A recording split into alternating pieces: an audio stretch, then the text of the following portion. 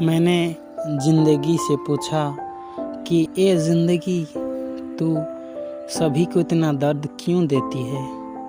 तो मुझसे ज़िंदगी ने कहा, इसमें मेरी दोष नहीं, इसमें तो ऊपर वाले की दोष है जिसने तेरी ज़िंदगी में इतने दर्द भरे।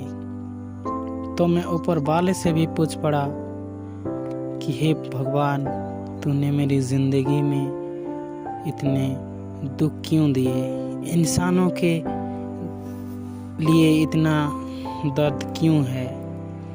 तो भगवान हंस के बोले, मैं किसी को दुख नहीं देता, मैं सबको सुख ही देता हूँ, सबको हंसी ही देता हूँ।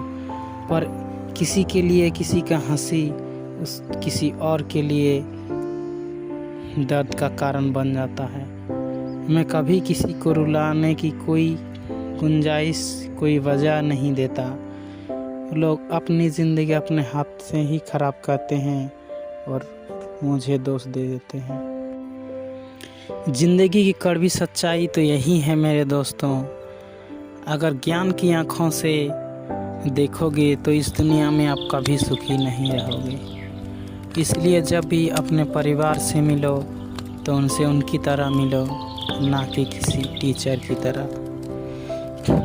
टीचर भी जब अपना घर जाता है तो अपने साथ वो एक परिवार का सदस्य बनकर ही जाता है। इसलिए आप जहाँ कहीं भी हैं, कोई भी काम करते हो, लेकिन जब घर जाएं तो अपने आप को घर के किसी सदस्य की तरह ही जाएं, ना कि। और जब घर से निकलें काम करने के लिए तो घर पर ही छोड़ दें और सिर्फ अपना फोकस काम पर ही लगाएं।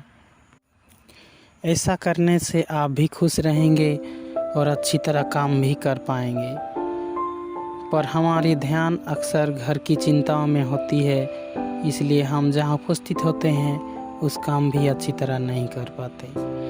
जीवन में एक बात हमेशा याद रखना, आप अगर कहीं बहुत दूर आगे बढ़ना चाहते हैं, किसी ऊंचाई पर चढ़ना चाहते हैं, तो आप जहां कहीं भी हो, कुछ भी काम कर रहे हो, उसमें अपनी 100% देने का प्रयास करें।